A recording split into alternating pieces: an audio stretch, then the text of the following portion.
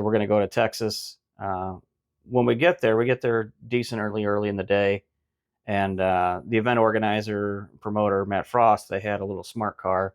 And I was hoping to borrow that, run up to Summit, which is about 45 minutes or so from the track, to borrow that, to go to Summit, come back with some stuff. And that didn't work out. They didn't have that car available, but he was kind enough to give me the keys to something else. So I took advantage of that opportunity, went to Summit. We got a new starter, another one, another flex plate, and some jets. And while I was there, I got a call from Mr. Bob here. What did Bob have to say? While he was gone, I was turning the car over.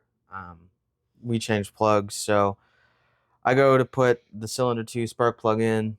I took it out like normal, nothing bizarre. I go to put number 1 in, and it's not wanting to start. I'm like, this is weird. Number 2. Well, yeah, number 2. But yeah. I trying to thread it in by hand because I don't want to cross thread nothing.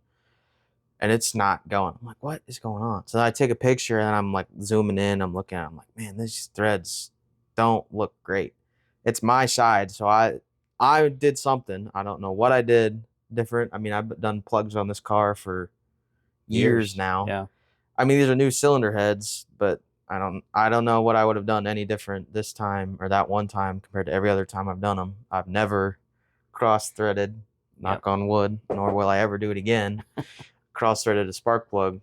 Well, fortunately, he calls me while I'm still there. Yeah. And they sure enough have a thread chaser or whatever you want to call it. Spark plug thread chaser, yeah. Yeah. To clean up the thread. So I go ahead and add that to. Actually, I was finished with the other order. I had to go back in line and order that, and I have to wait a little extra time to get that part. But we get everything going. On the way back, it was the event organizer's birthday. And I went ahead and called back. I said, hey, are you guys doing anything? You got a cake or anything? They said, no, we're not prepared to do anything. I'm like, all right, I got you. I figured he let me use the vehicle. Why not swing by the grocery store? I picked up a cake and a bunch of utensils and brought it back. Had him put happy birthday Matt on it and everything. So happy birthday, belated, because this video is old. All right, I'm back from Summit. It's about 5:30, 6 o'clock. We still got some work to do to get the plugs done. Turn the car around. We're not going to put the starter on at this point. We just have it in our back pocket. We chase the threads out of spark plug hole number 2. The spark plug goes back in okay. It's about 8 o'clock by the time we get a chance to join our groups. I'm going to go first. Right now I'm sitting in third, and we're going to try to push it and see how well I do. See if we can't move that up to second or even first. But it's going to take a really good pass. So I'm going to go ahead and get behind the wheel first. He's going to go next. Let's see how we do.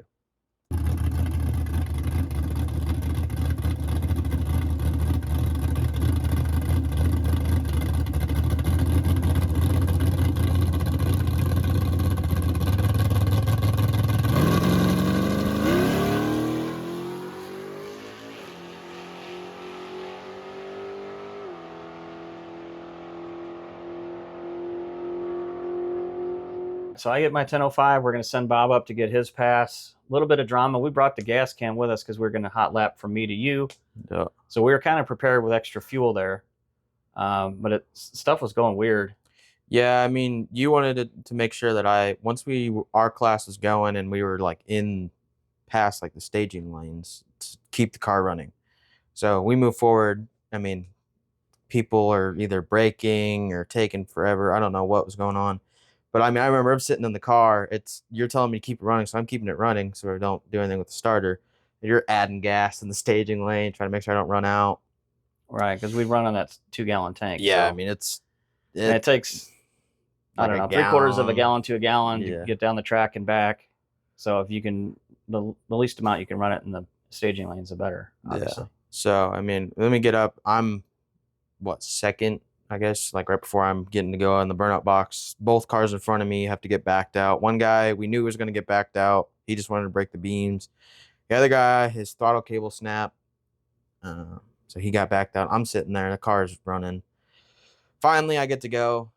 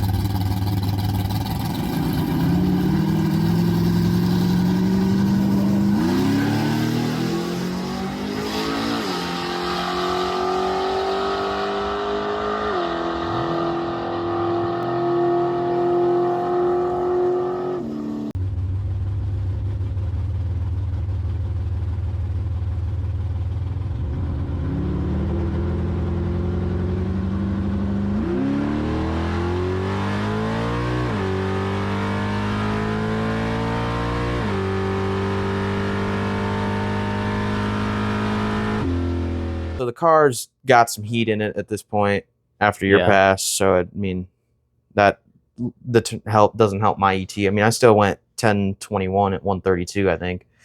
Yeah. So I mean, that was fine. I think we were getting ready to turn the car back over. The guy who was, I think, initially ahead of you, because I think you might have been third or something, but your 10:05 moved you up to second. He was having problems running nines, and then he'd run like a 10:14 or something weird. He was bouncing around the number for sure. I think that was the Tesla guy, right? No, that was the third gen. Oh, the Tesla guy was in fourth or whatever, but he couldn't get the number. And then I remember he was like one of the last cars to go. He like your class got called. He went like 10, or actually he fast passed, and I went against him on my run. The third gen guy? The third gen guy. Okay. And he had some problem or something. And then I guess your class got called again before the end of the night. I remember seeing him go up, and he couldn't get it done. So at Thunder Valley, or no, I guess at Flying H, they capped us at 2, didn't think we'd get a third, had to fast pass there. But now, like, we'd already packed up. Yeah. Pretty much, I was checked out, and they're like, oh, we'll go again. And it was like 4 or 5 passes at Ennis. Yeah. Compared to 2 or 3 the other days. So I was like, oh, you're giving this guy every opportunity to beat me. Plus his fast pass. Yeah. So I mean, so I was a little bit concerned there, but then we saw him go again, and he missed the number again. Yeah. And so I locked in. We weren't entirely sure until he turned in the slip. We're like, I think you might have won. We're like, from what we're seeing, all the numbers we've seen, it looks like you might have won. We might have been 1-1 here. We're not entirely sure. And then I don't know if we figured it out that day. I'm sure we the saw next day, or like later the night at the hotel or something. The standings or whatever online when they posted it. We swap out the starter at the track. We're not going to do the flex plate. I don't think it's chewed up too bad at this point. So brand new starter. This is the one I bought in Tulsa was a little bit heavier duty allegedly than the one I had before that, but the wiring and everything was identical. It's just a little bit bigger. I got the same style, a little bit smaller that I had from drag week. Fired up the car, took kind of a weird way out of there through some busted up roads, but we got through it. And we stopped. I guess did we get to Oklahoma? I don't even know where we stayed. All right, so we ended up the night in Rockwall, Texas. That's about 60 miles outside of the racetrack. We have about another 100 miles or so we can go on this tank. So we get to a place where we're going to stop for fuel, and we go to fire the car back up, and we hear click, click out of the starter. I'm like, you got to be kidding me. We just swapped the starter yesterday. It has officially started the car, I think, 3 times at this point, a couple times at night last night when it was nice and cool, and then once this morning to get us on the road.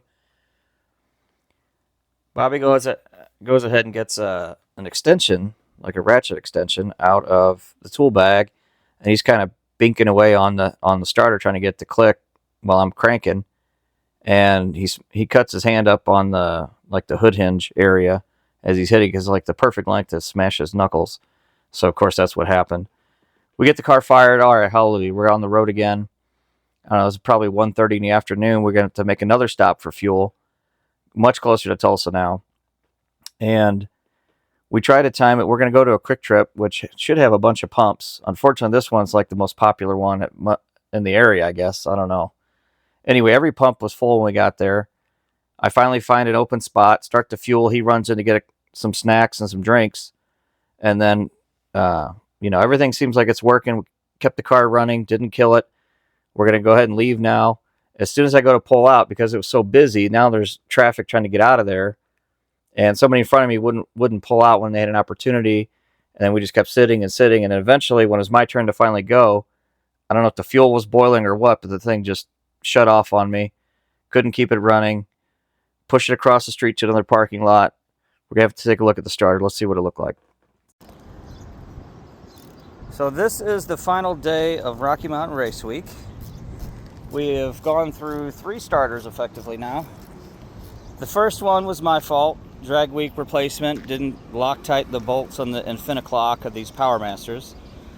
The second one, we feel like, even though we used the Loctite, was walking around in that little surface area, and it was just grinding no matter what we did, and it seemed to come loose frequently. Got a third starter, did the Loctite.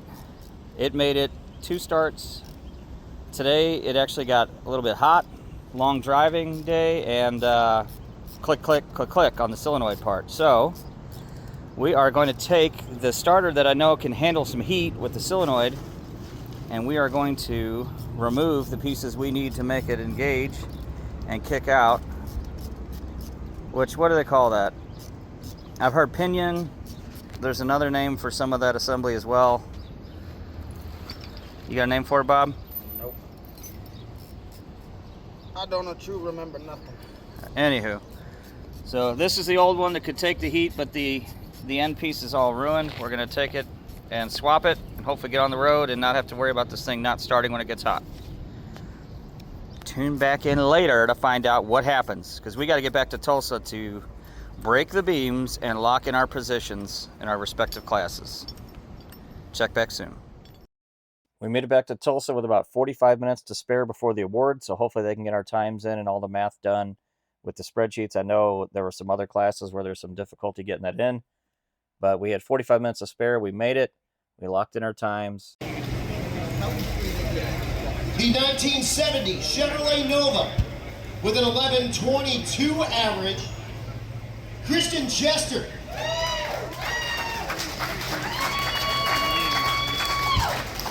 In second place, the 1968 A-Body Mopar Barracuda with a 10:58 average, John Hardesty. And your winner, the car doing double duty in 2 different classes with 2 different drivers with a 10:25 average, the 1972 Winter Mint Green Nova, Bobby Ruppel out of the All Bob Race Team. Way to go, Bobby! Oh, I love that. That is so nice.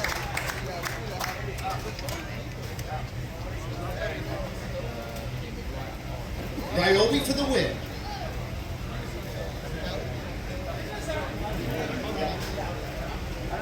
We don't learn lessons here. We just roll. Give it up for those naturally aspirated big block rides.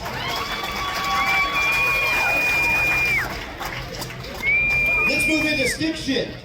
Out of the A category. Let's go 10-0, Group A. In third place with a 10-10. Driving a 2016 Chevrolet SS. This lady blew the drive shaft up. Day number 1, found a drive shaft, which is ridiculous, with a Chevrolet SS, which is like the rarest car on the planet. Holly Ross.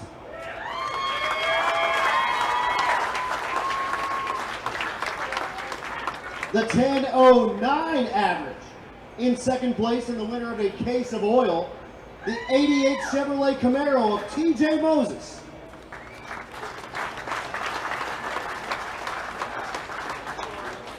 And your winner with a 10:08 average, 10:08, 10:09, 10:10 for first, second, and third. With a 72 Chevrolet Nova, Big Block Bob Ruppel.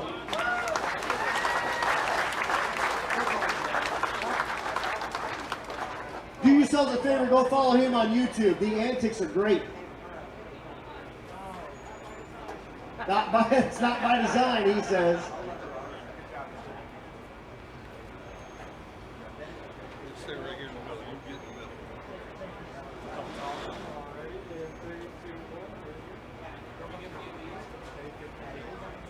Give it up for that.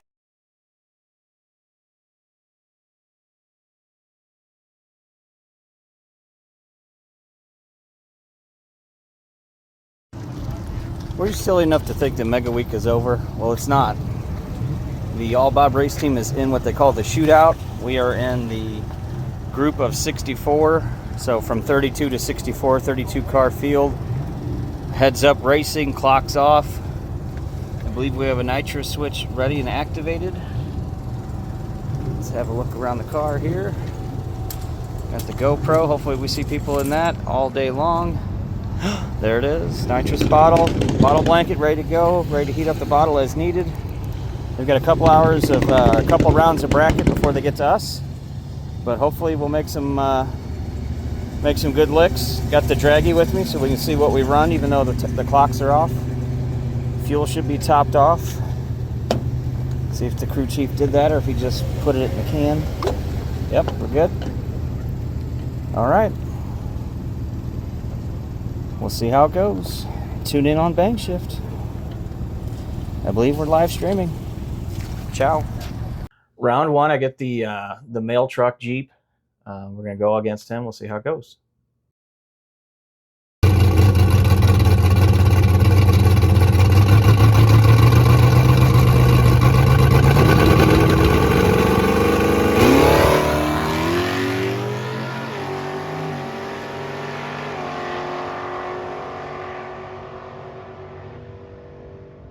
That went well. The draggy shows it was only mid 9-second pass, which I don't know what to think of that.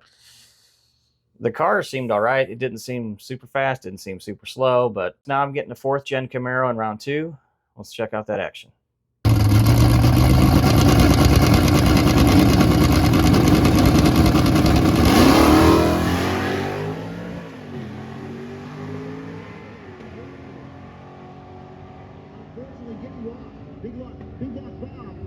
All right, we beat the 4th gen. We're into round 3. Still reading the plug, still a little leanish. We're not going to, at this point, I know I've made it 2 rounds. There are only 2 rounds left, I think. Mm-hmm. So if we had more time to put this together, I definitely would have gone, grabbed the bigger jets. We had enough time to swap it out and do that for sure. But with a smaller carb and the jets we had in it to do all that, I just elected not to push it, because if we pull the bowls off, we could ruin another set of gaskets, and then we're not going to be able to stop it from leaking. So we're just going to ride with this the way it is. Round 3, I get a Tesla, and He was I in your raced him class all week, and I never paid any attention to what the car ran, but he was running the 10.0 class. I didn't think much of it. But there are races and runs that he did against me that he didn't do the 10.0. He just wanted to see what it would do, I guess. And I think he went 9:30. Yeah, I don't know. He what went pretty quick, and I didn't even realize that his model was like the fast. Yeah, it's the Plaid. Yeah, Plaid S or whatever. I don't even the know. Model S Plaid or something. I don't know much about it now. I know a little bit more about it. 'Cause, yeah, I'm going to show you the action of me racing the Tesla. Here you go.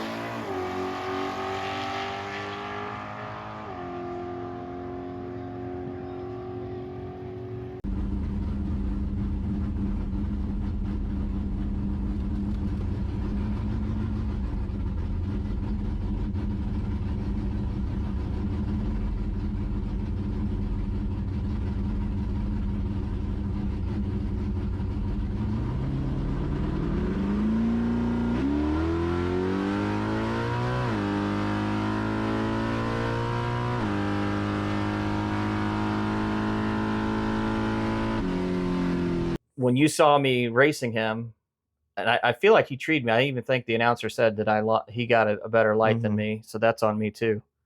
You see me, because my car I think pulled on him a little bit, and then he walks away from me. Yeah. What's going through your mind at the start? Well, so from my angle, it does not look like anyone's further ahead than the other. I mean, to me, it looks like you guys are almost dead even the whole way down the track. Obviously, I'm 1,300 feet behind you. I'm in your lane. I don't have a bird's eye view. So to me, I'm thinking, oh, maybe it's close and he's winning, or then I see his win light turn on. And I'm like, whoa, because I know we've been running low 9s. I obviously had no idea how fast the Teslas were. I don't pay attention to that. That's not my thing. Yeah. So yeah, I had no idea what to expect. I had no idea he was going that fast. I mean, it sucked. obviously I think want you you were to kind of win. happy because all right, now we can go home. Yeah, I was kind of. I'd had my fair share of fun in the week of like, man, this is not. I'm ready to go home. I mean, Yeah. the heat, the car being a ginormous pain. Right. I was ready to just some personal things back home you wanted to address. Yeah, So yeah, you were ready to go. Yeah. And it was probably 4 o'clock. We didn't get home till 1. Yeah, it's close to 1. Yeah. I had enough with me that I could have won this if I just wanted to get greedy and start pumping some bigger pills in it.